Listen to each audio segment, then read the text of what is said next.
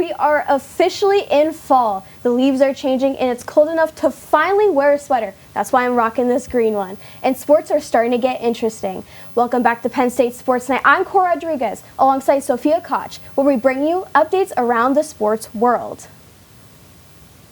The 2024 Japan Open Tennis Men's Tournament in Tokyo started the day we are recording this.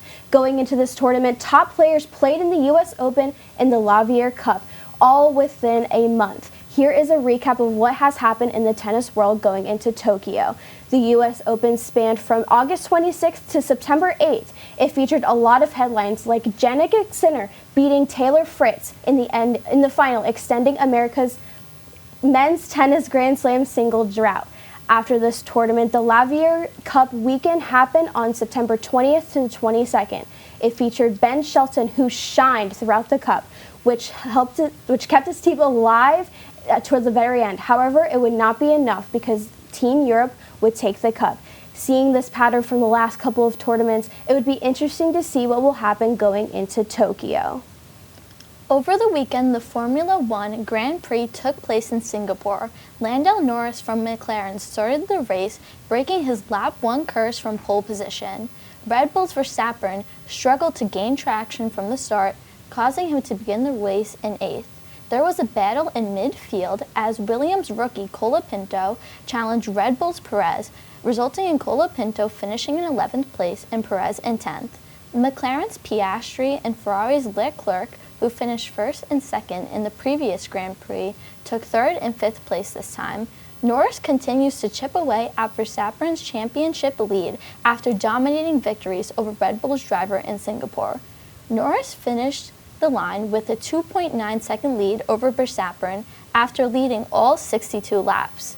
Next month, the drivers will head to Austin, Texas for the next Grand Prix. October is quickly approaching and baseball fans are counting down the days because October means the end of the regular season for MLB. At September 22nd, 5 teams clinched their playoff spots. Those teams are the Cleveland Guardians, the New York Yankees, the Los Angeles Dodgers, Milwaukee Brewers, and the Philadelphia Phillies. The end of the regular season is September 29th, so there's less than a week left, and there's still some spots left for the playoffs. As October is here and the playoffs are here, there's always some teams that might not make it. There are currently 13 teams in the elimination, but I'll keep all of those teams kind of just pushing it aside. And the postseason quickly approaches and will be here in a blink of an eye. The MLB during that time will be interesting to watch. Entering Week 3 of the NFL season, the Minnesota Vikings surprisingly came out this weekend holding their 3rd win of the season. Quarterback Sam Darnold took advantage of reviving his career after a poor performance with the New York Jets and Carolina Panthers.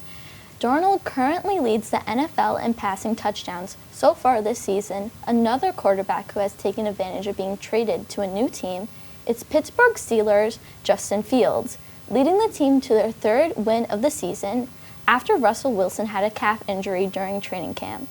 Rookie wide receiver Malik Nabers had an outstanding performance with the New York Giants against the Cleveland Browns, with 2 receiving touchdowns. Nabers became the youngest wide receiver to have a multiple touchdown game in NFL history.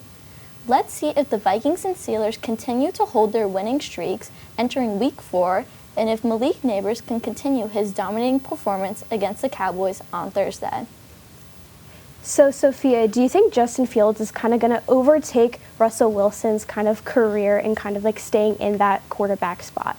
Honestly, it might be too early to tell, but Russell Wilson's career may kind of be over as he reaches his old age. But I completely agree. I think his old age is kind of getting to him a little bit. He's 35, he's getting there, it's just not good for him, and I think Justin Fields is going to be very useful for the Steelers team. I completely agree with you on that. That's all we have for this week's sports update. For more updates, follow our Instagram and subscribe to our YouTube to keep up with everything sports. For Cora Rodriguez, I'm Sophia Koch. Thanks for watching. Hey everybody, thank you for tuning into this edition of Penn State Sports Night. We hope you liked that segment. And we're sure there's other Penn State Sports Night segments that you are going to love as well. Be sure to subscribe to our YouTube channel for more content. And check us out on social media for updates and behind-the-scenes clips and pics. Follow us on Twitter at PSSN TV and on Instagram at PSU Sports Night to keep up with all the action. For all of us here at the Belisari Media Center, we are Penn State Sports Night.